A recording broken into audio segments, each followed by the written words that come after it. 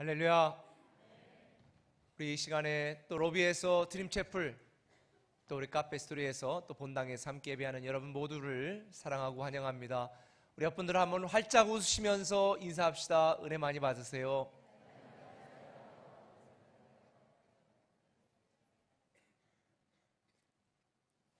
우리 하나님의 말씀을 같이 읽도록 하겠습니다. 이번 주에 묵상한 고린도전서 9장 1절에서 12절까지의 말씀을 제가 먼저 읽습니다. 내가 자유인이 아니냐, 사도가 아니냐, 예수 우리 주를 보지 못하였느냐, 주 안에서 행한 나의 일이 너희가 아니냐. 다른 사람들에게는 내가 사도가 아닐지라도 너희에게는 사도이니 나의 사도됨을 주 안에서 인친 것이 너희라.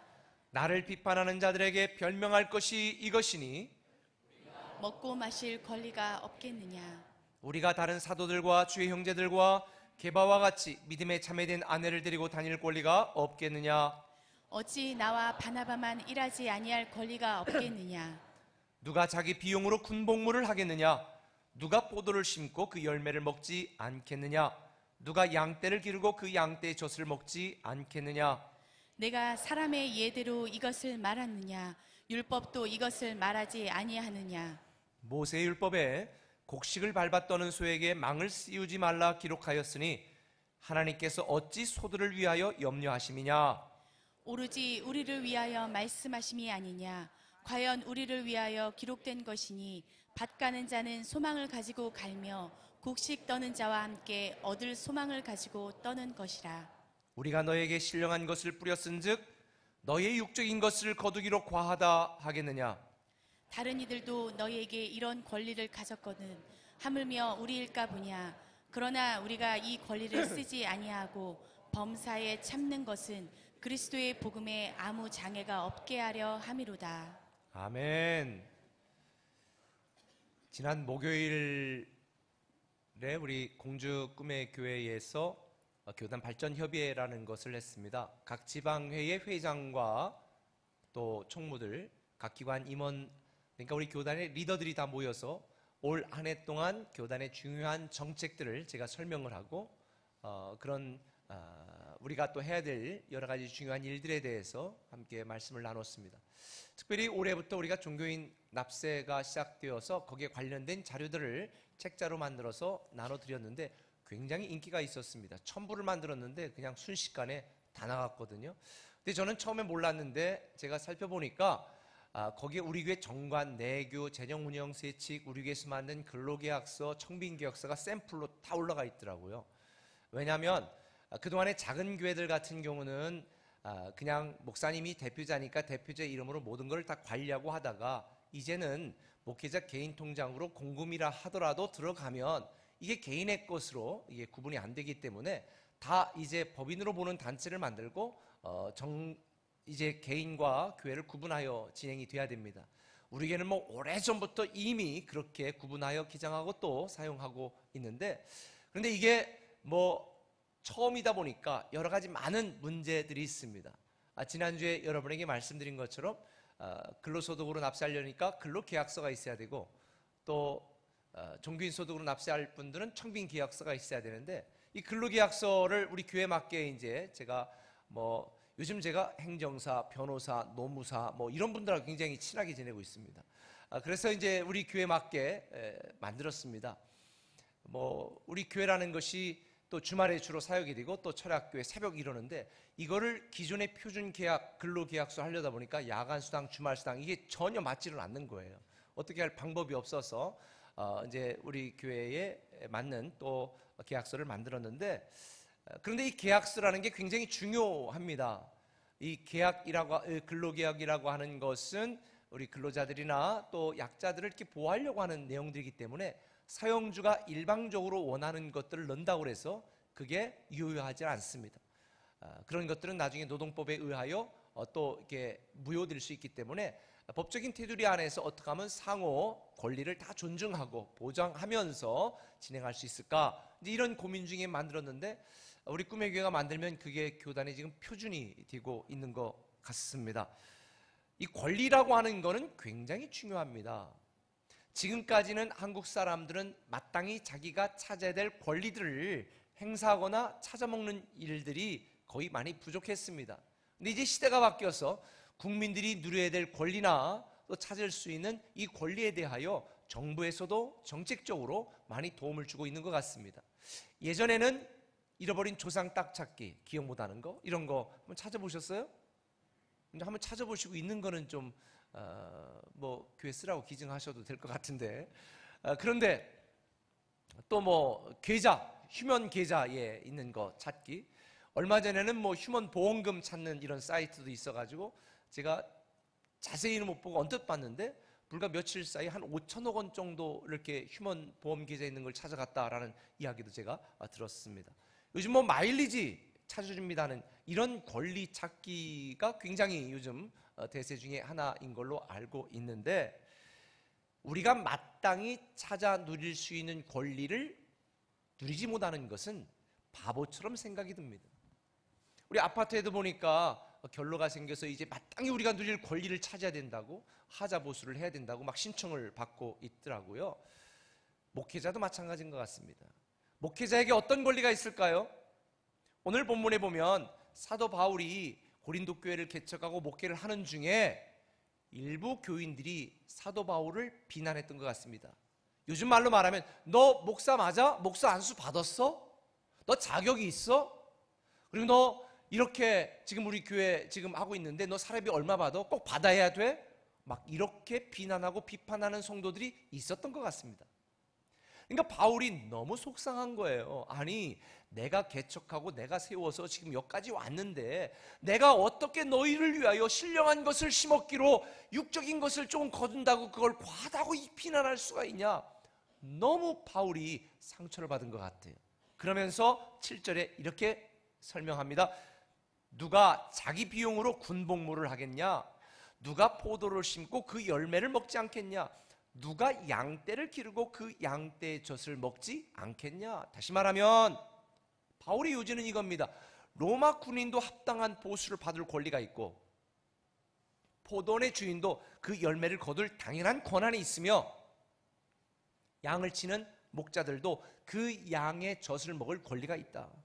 그러면서 이렇게 호소하는 거예요. 1절에 보니까 같이 읽습니다. 여러분 자신이 내가 주님 안에서 일한 수고의 열매가 아닙니까? 이렇게 말하는 거예요.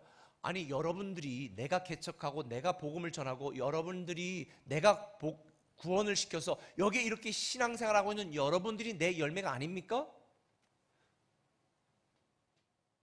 사실 바울이 자기 자신의 권리를 주장하는 것은 조금도 이상한 게 아닙니다. 고린도 교회는 바울이 직접 개척한 교회입니다. 저도 개척을 4번 해봤는데요, 정말 피눈물 납니다. 미국에서 개척할 땐 정말 우리 큰아이 우유 먹일 돈이 없어가지고 피눈물 돌려봤습니다. 제가 어려운 건 괜찮은데 함께 있는 가족들이 힘들 때, 어려워할 때 정말 피눈물 납니다. 그런 개척들의 과정들을 통해 한 사람 한 사람을 세워갔는데 나중에 자기가 세운 사람이 사례비를 많이 받느니 적게 받느니, 당신이 목사 안수 받은 거 맞느니 안 맞느니, 이러니 이 사도 바울이 얼마나 상심이 되었겠습니까? 그러니까 바울은 말하는 겁니다. 나는 마땅히 그렇게 할 권리가 있다.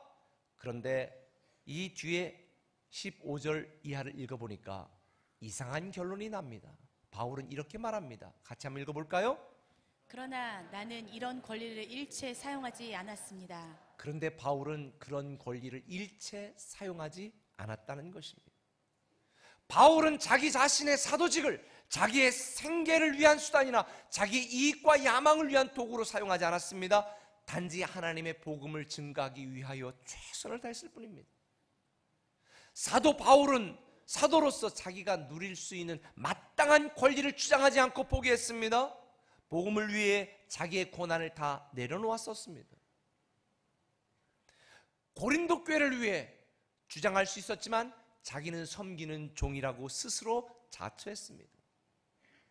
여러분이 볼 때는 이게 당연해 보일 것 같지만 목사인 제가 볼 때는 참 바보 같다는 생각이 듭니다. 멍청하다는 생각이 듭니다.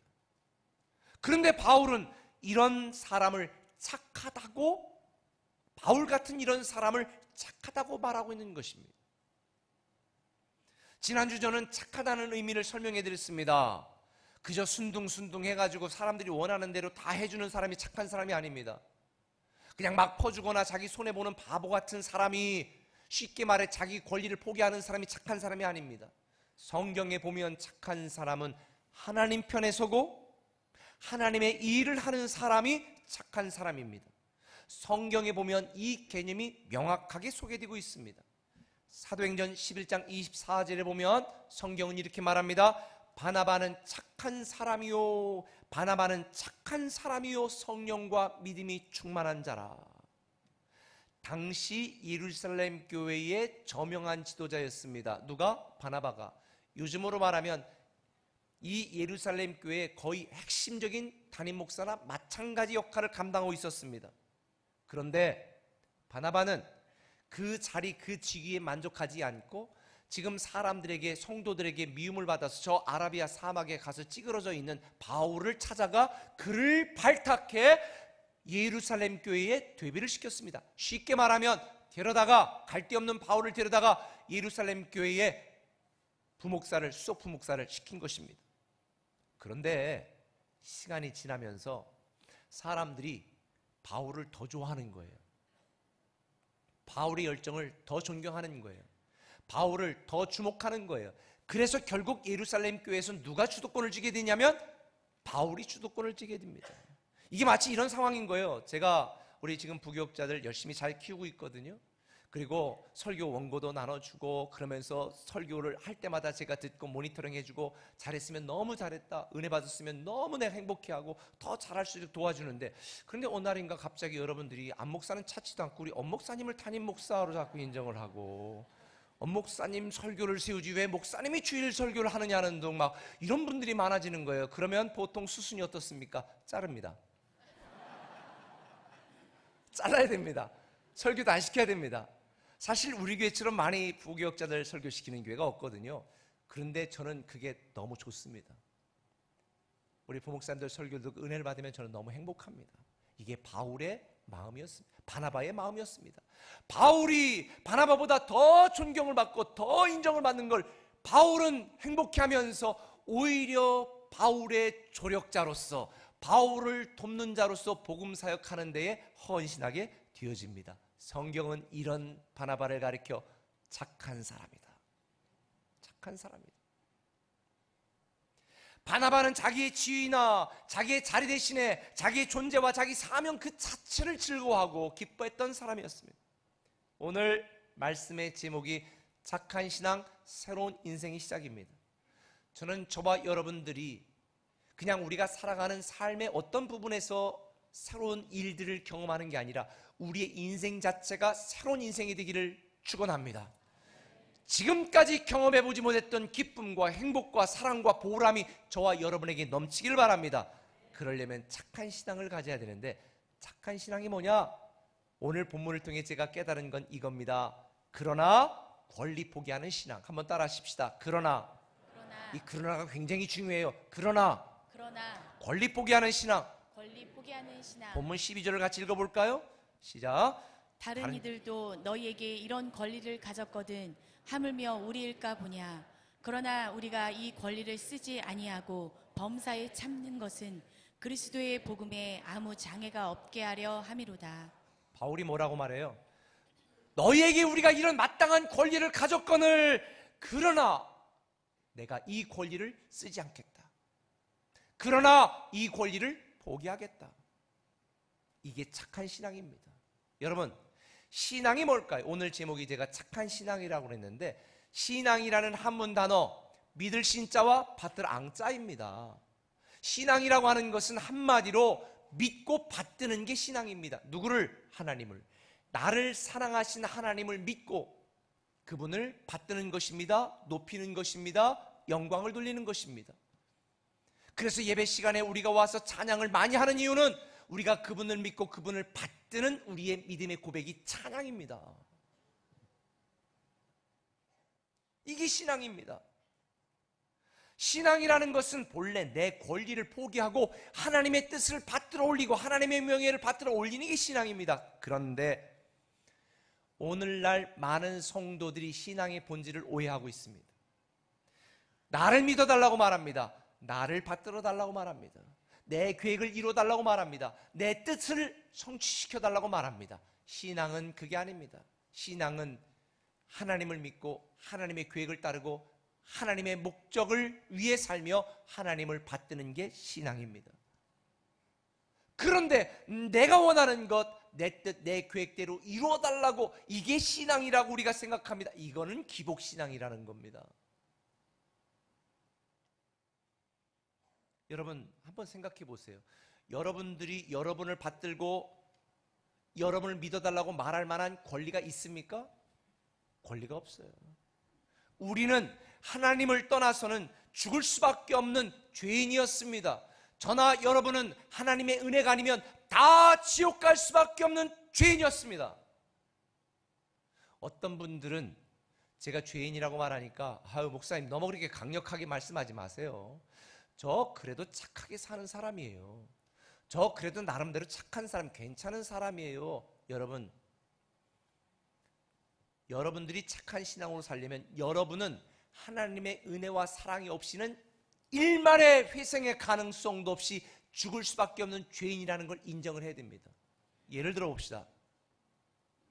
여기 지금 바퀴벌레가 1000마리가 막 다닙니다. 지금 발밑으로 다니고 막 옷 속으로도 들어오고 막 징그러 죽겠어. 아유 이거 빨리빨리 나가 예배 안 끝나나 막 지금 이러고 있는데 갑자기 제가 막 아유 우리 바퀴벌레 다 죽입시다, 잡아 죽입시다 이러는데 갑자기 바퀴벌레 하나가 말을 하는 거예요. 잠깐 목사님, 아니 기분 나쁘네, 마이크 좀 주세요. 근데 마이크를 줬습니다. 바퀴벌레 하나가 딱 나오대. 목사님, 저는 하루에 3번씩 샤워합니다. 저는요 불가리 향수 저쪽에 그 아줌마가 숨겨둔 거 그거 가끔씩 바릅니다. 제가 왜 더럽습니까? 제가 왜 깨끗하지 못합니까? 라고 말한다면 여러분 어떻게 반응하시겠습니까? 아 그래 너는 빼고 이렇게 말하겠습니까? 똑같은 바퀴벌레일 뿐입니다. 여러분 중에 나는 그래도 나름대로 착하게 산다, 성실하게 살았다, 그렇게 치명적인 죄를 짓지 않았다. 여러분 다 더러운 죄인입니다. 내 마음대로 살았던 우리는 죄인이라 다 지옥 갈 수밖에 없어요. 오늘날 어떤 성도들이 말합니다. 하나님 나에게 왜 이렇게 하시는 건지 난 모르겠다고, 왜 내 기도를 응답하지 않냐고, 내가 1000번째 기도를 드렸는데도 아직도 응답이 없다고. 여러분 권리 주장할 자격이 저와 여러분에게는 없어요. 우리는 다 죽어 마땅한 죄인이었습니다. 오늘 어떤 성도들은 이렇게 말합니다. 예를 들어서 연쇄살인으로 지금 사형 집행을 앞두고 있는데 대통령이 사면을 했습니다. 사형 집행 정지했습니다. 그런데 거기에 끝나는 게 아니라 자 너는 석방하고 너를 내 자녀로 삼겠다 딱 이런 거예요. 근데 얘가 갑자기 탁 석방하고 나오더니 20년 전에 옷을 딱 꺼내놓으니까 아니 20년 전에 들어올 때 벗어놨던 옷을 어떻게 입으라고, 새 옷 준비 안 했어? 그리고 나 말하는 겁니다. 두 분은 준비 안 했어? 지금 20년 만에 나가는 건데 어떻게 축하해야지? 이렇게 반응하고 이야기한다면 이게 맞습니까? 그런데 우리가 그렇게 지금 주장하고 있는 것입니다. 많은 사람들이 하나님이 불공평하다고 말합니다. 지난번에 말씀드렸습니다. 하나님이 공평했다면 저와 여러분 다 지옥 갔습니다. 다 죽었습니다. 돌 맞아 죽었어야 됩니다. 성경에 안식일을 범하면 돌로 쳐 죽이라고 그랬습니다. 지난주 예배 빠지셨던 분들은 오늘 바깥에 가서 기다리십시오. 돌 하나 들고 다 칠 테니까. 그래서 로마서에 보면 내가 하나님의 자비하심으로 너희를 구원하노니 너희 몸을 하나님이 기뻐하시는 거룩한 산 제사로 드리라고 말하는 거예요. 불공평한 하나님의 은혜 때문에 우리가 구원받은 거예요. 하나님의 자녀된 거예요. 우리는 하나님의 자녀가 되는 권세를 받았지만, 하나님은 주셨지만 우리는 이 권세와 권능을 주장하면 안 돼요. 우리는 하나님의 불공평한 은혜로 겨우 구원받았거든요. 여러분, 하나님이 나를 왜 더 축복하지 않고 더 많은 것을 주지 않느냐고 불평과 원망이 생길 때마다 영광스러운 하늘 보좌 버리고 이 땅에 오셔서 십자가를 지고 대신 죽으신 예수 그리스도의 은혜와 사랑을 기억하시길 예수님의 이름으로 축원합니다. 그런데 불행하게도 오늘날 1000번을 불러도 아깝지 않을 주님의 사랑에 대하여 사람들은 1000번도 더 부족한 내 권리를 주장하며 하나님께 불평하고 원망합니다. 하나님이 나를 신경 쓰지 않는다고 투덜댑니다. 사랑하는 꿈의 가족 여러분, 착한 신앙은 포기하는 겁니다. 내 권리를 포기하는 것입니다. 많이 헌신했지만 주장할 수 있는 내 권리를 포기하는 것입니다. 착한 신앙은 하나님께 많이 드렸지만 주장하지 않는 것입니다. 할 수 없어서 못하는 게 아니라 할 수 있는데도 포기하는 것입니다. 이게 착한 신앙입니다. 저는 이런 신앙을 잘 표현한 사건이 옥합을 깨뜨린 여인의 사건이라고 생각을 합니다. 그녀는 생명과 같던 옥합을 깨뜨려 주님의 발 앞에 부었습니다. 어쩌면 그녀는 자기 자신의 그 지긋지긋한 가난을 벗어나려고 푼푼히 모았던 전 재산이었던 것 같습니다. 사람들이 여인을 사람 취급도 안 하던 그 당시에 그 여인은 자기의 모든 전 재산, 생명과 같은 옥합을 주님의 발 앞에 깨뜨렸습니다. 그런데 대체 무엇이 이토록 중요한 것조차 포기하게 만들었을까? 그녀 안에 새롭게 시작된 기쁨 때문이었습니다.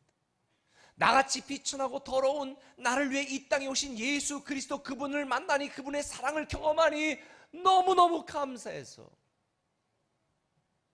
자기의 것을 드릴 수밖에 없었습니다. 그래서 이 여인은 자기의 전 재산이었지만 향유를 부었습니다. 감동하신 주님이 이 여인을 보면서 이 사건이 복음이 증거되는 모든 곳에 알리라고 말했습니다. 감동한 주님과는 다르게 당시에 이 장면을 바라보던 다른 모든 제자들은 열받았습니다. 아니 무슨 이런 정신 나간 여편네가 있나? 그 비싼 거를 지금 어떻게 깨뜨려 다 허비하는가? 차라리 그걸 팔아서 가난한 자들을 도왔으면 더 좋았을 거 아니냐? 주님은 그들 마음속에 있는 탐욕을 보시고 말합니다. 그들은 가난한 자들의 마음이 컸기 때문에 말한 것이 아닙니다. 예수님에 대한 사랑이 부족했기 때문에 그렇게 반응한 것입니다. 사랑하면 아깝지 않습니다. 이 여인은 자기의 전 재산이 담긴 이 향유를 주님께 드리면서도 펑펑 울었습니다. 최선의 것 모든 걸 드렸지만 그것만으로도 부족하다는 걸 알았기 때문에 이게 바로 착한 신앙입니다. 아마도 향유를 부은 여인의 마음은 이랬을 것 같습니다. 주님, 나같이 못난 여인을 사랑하셔서 너무 감사해요. 그 사랑을 내가 어떻게 갚을 수 있을까요? 지금 내가 내 모든 향유를 붓고 있지만 주님께 받은 은혜에 비하면 저는 감히 이 향유를 부었다고 말할 수도 없습니다. 세상에 그 어떤 것을 들여 주님의 사랑에 내가 감사하고 갚을 수 있겠습니까? 그런데 여인은 주님을 너무 사랑했기 때문에 향유를 부을 수 있었습니다. 이게 착한 신앙입니다. 주님을 사랑하기 때문에 주장할 수 있음에도 불구하고 그러나 권리 포기하는 신앙, 이게 착한 신앙이에요. 성경에 보면 솔로몬의 유명한 재판이 나오지 않습니까? 한 아이를 데리고 와 두 여인이 자기 아이라고 우깁니다. 증거 같으면 유전자 검사하면 간단할 텐데 그때는 그게 없었어. 서로 자기 아이라고 우깁니다. 솔로몬이 말합니다. 야, 톱으로 잘 잘라라. 반으로 다시 나눠라. 그때 여인이 말합니다. 아니에요, 내 아이 아니에요, 내 아이예요. 저 포기합니다, 포기합니다. 사랑하는 사람은 포기합니다. 여인이 포기할 수 있었던 건 주님을 사랑했기 때문에, 여러분이 포기하지 못하는 것, 주님을 사랑하지 못하기 때문에. 저는 본문을 보면서 바울이 내가 내 권리를 주장할 수 있지만 권리를 포기합니다 라고 말했던 이 장면을 보면서는 너무 개인적으로 은혜를 받았습니다. 성경에 보면 바울이 이렇게 고백하잖아요. 나는 죄인 중에 괴수입니다. 저는 지금까지 이렇게 생각했습니다. 괴수 맞지. 그동안에 무너뜨린 교회가 얼마고 죽인 스데반 생각하면 그건 죄인 중에 괴수지. 그런데 그때 고백한 게 아니에요. 주님을 위해, 교회를 위해 평생을 헌신하고 그러난 뒤에 한 고백이에요. 나는 죄인 중에 괴수입니다. 바울은 늘 복음의 빚진 자의 심령으로 살았습니다. 그리고 그 결과로 찾아온 고난을 당연하게 여겼습니다. 자기 힘에 지나도록 많이 섬겼지만 바울의 마음은 강팍하거나 독선적이지 않았습니다. 저는 개인적으로 공주에 부임하여 대전 개척하고 세종꿈에 개척하고 글로리 개척하고 지금까지 해온 많은 일들을 생각하면서 때때로 스스로 이 정도면 최선을 다한 거야, 하나님도 나에게 상을 많이 준비하시겠지, 이런 생각이 들었던 때가 있습니다. 그런데 이 말씀을 준비하면서 다시 한 번 더 저에게 하나님이 가슴을 칩니다. 나는 죄인 중에 괴수구나. 나는 무익한 종이구나. 하나님이 나에게 베풀어진 사랑과 은혜를 생각하면 나는 내 모든 것을 다 드리고도 나는 죄인 중에 괴수요 무익한 종이란 마땅히 할 일을 한 것뿐이라는 고백을 할 수밖에 없다는 마음을 갖게 되었습니다. 사랑하는 꿈의 가족 여러분, 오늘날 교회의 가장 큰 문제는 새 가족이 아닙니다.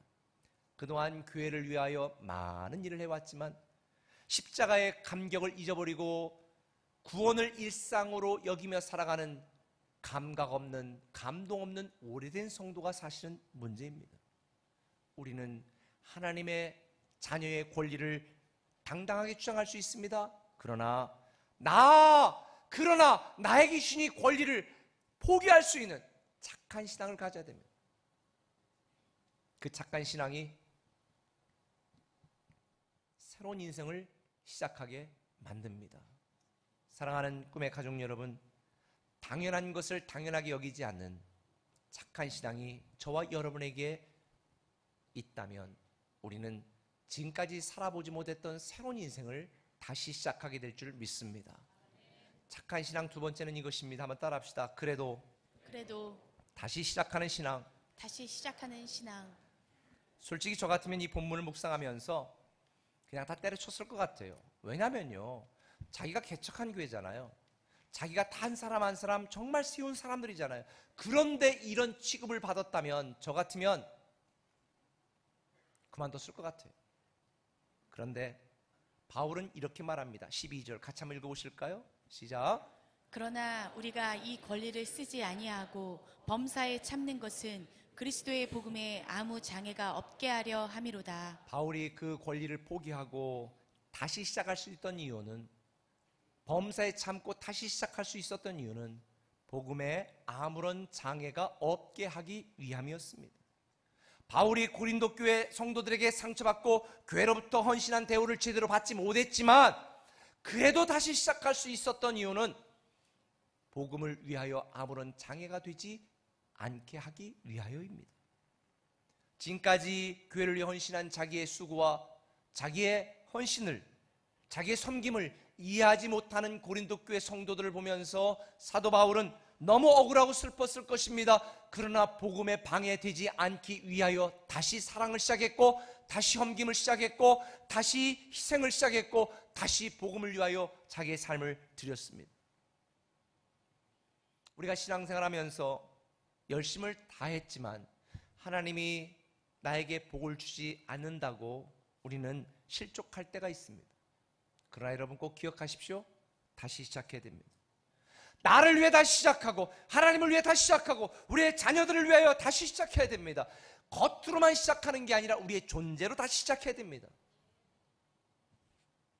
어떤 분들은 지쳤다고, 힘들다고, 괴롭다고 섬김을 그만두는 분들이 있습니다. 지쳐서 힘들어서 섬김을 그만두는 게 아닙니다. 하나님에 대한 사랑이 식어져서 그만두는 것입니다. 물론 다 그런 건 아닐 수 있습니다. 그러나 일을 줄인다고 하나님과 우리의 관계가 개선되는 게 아닙니다. 하나님을 더 뜨겁게 사랑해야 회복이 됩니다.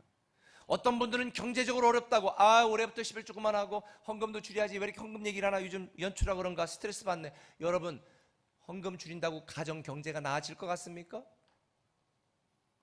저는 이렇게 생각합니다. 우리 자신의 힘과 능력과 지혜로는 버틸 수 없고 견딜 수 없고 일어설 수 없습니다. 나를 사랑하셔서 자기 아들도 아끼지 아니하고 주시는, 모든 걸 주시는 그 아버지 하나님의 사랑과 힘과 능력과 도움이 없이는 우리는 다시 시작할 수 없습니다. 그래서 힘들수록 더 하나님께 매달리고, 지칠수록 더 하나님만 바라보고, 어려울수록 하나님께 더 나아가야 되는 것입니다. 저는 저와 여러분 모두가 다시 시작하시길 바랍니다. 그래도 다시 시작하시길 바랍니다. 이런데도 다시 시작할 마음이 안 드시는 분들은 다음 주 제 책이 나옵니다. 그래도 다시 시작이다.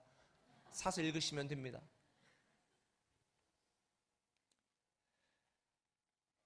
우리가 다시 시작하기로 결단해도 자꾸 쓰러지는 이유는 우리의 감정으로 결단하기 때문입니다. 사람의 말 한마디에도 실족하고 실망하는 우리의 감정으로 아니에요. 오늘 들은 말씀을 기준으로 다시 시작하기를 결단하시기 바랍니다. 저는 이런 생각이 들어요. 만일 그때 바울이 고린도 교회에서 성도들에게 실족하여서 나에 더 이상 못하겠다, 내가 이 수모와 이 꼴을 당하려고 내가 이렇게 희생하고 헌신하나, 내가 결혼도 못하고 내가 이렇게 지금까지 헌신했나, 그리고 포기했더라면 오늘의 우리까지 복음이 전달이 되었을까요? 포기할 수밖에 없는 그런 상황 속에서도 사도 바울이 그래도 다시 시작했기 때문에 우리는 오늘 이 복음 앞에 다시 서게 되는 것입니다. 그래서 피터 센게라고 하는 사람은 이런 얘기를 했습니다. 모든 위대한 일은 작은 시작에서 출발한다. 여러분 다시 시작하시기 바랍니다. 용서도 다시 시작하시고, 사랑도 다시 시작하시고, 인내도 다시 시작하시고, 여러분을 도우시고 우리를 사랑하신 하나님을 믿는 믿음 안에서 다시 시작하시기 바랍니다. 그래서 우리에게는 끝까지 인내가 필요합니다. 오늘 본문 고린도전서 9장은 이렇게 결론을 냅니다. 25절에 이기기를 다투는 자마다 모든 일에 절제하나니 그들은 썩을 승리자의 관을 얻고자 하되 우리는 썩지 아니할 것을 얻고자 하노라. 우리는 이 땅의 소망이 아닙니다. 영원한 하나님 나라가 소망입니다. 사랑하는 꿈의 가족 여러분, 다시 시작하시기를 바랍니다. 복음을 위해, 여러분 자신을 위해, 여러분 가정을 위해, 여러분을 사랑하는 하나님을 생각하며 다시 시작하셨으면 좋겠습니다. 말씀을 마무리합니다. 예수님이 기적을 일으키며 많은 인기를 끌고 있을 때에 제자들은 모든 걸 포기하고 예수님을 쫓았습니다. 이런 제자들의 모습에 마태복음 19장 27절 사도 베드로가 이렇게 고백을 합니다. 베드로가 대답하여 이르되 보소서 우리가 모든 것을 버리고 주를 따랐습니다. 뭐 좀 떡고물 없습니까? 이 얘기죠. 그런데요, 이랬던 베드로가 얼마 있다가 예수님이 십자가를 지자 어떻겠습니까? 마태복음 26장 56절 이에 제자들이 다 버리고 도망하니라. 다 버리고 도망하니라. 인기가 있을 때는 예수님을 따랐지만 예수님이 고난을 당하자 버리고 도망쳤습니다. 세상에 어떻게 인간들이 이럴 수가 있습니까? 그런데 누가 돌을 던질 수 있습니까? 여러분이 그런 존재입니다. 여러분에게 조금만 유익이 있고 도움이 있으면 얼마나 열심히 기도합니까? 조금만 잘 되고 잘 풀리면 주님은 기억도 안 납니다. 다 도망치기 바쁩니다. 그런데요, 주님이 우리 같으면 포기하고 다른 사람을 불렀을 텐데 주님이 어떻게 했어요? 부활하시고 요한복음 21장 19절에 보니까 다시 찾아갔습니다. 베드로에게 이르시되 나를 따르라. 저는 그냥 읽다가 이 구절을 보면서 너무 감동을 받았습니다. 이게 복음이다. 이게 복음이다. 버릴 수밖에 없고 포기할 수밖에 없고 죽일 수밖에 없는 그 인간을 다시 찾아가 다시 부르시고 다시 사랑하시고 다시 사명을 주시고 다시 용서하신 이 예수님의 사랑이 바로 복음이다. 사랑하는 꿈의 가족 여러분, 나의 성공과 유익을 위해 날마다 때만 쓰는 이기적인 신앙으로, 기복신앙으로 살아가는 게 아니라 당연히 주장할 수 있는 하나님 자녀의 권리, 이걸 포기하고 하나님이 나에게 이미 주신 것만으로도 어떻게 주님을 더 섬길 수 있을까, 어떻게 주님께 더 드릴 수 있을까, 어떻게 내게 주어진 자리에서 정말 복음을 위하여, 교회를 위하여, 하나님을 위하여 참된 신앙, 하나님을 믿고 받들 수 있을까, 이 고민이 저와 여러분에게 있었으면 좋겠습니다. 착한 신앙이 새로운 인생을 시작하게 만들 것입니다. 착한 신앙인 되시기를 예수님의 이름으로 축원합니다. 기도합니다.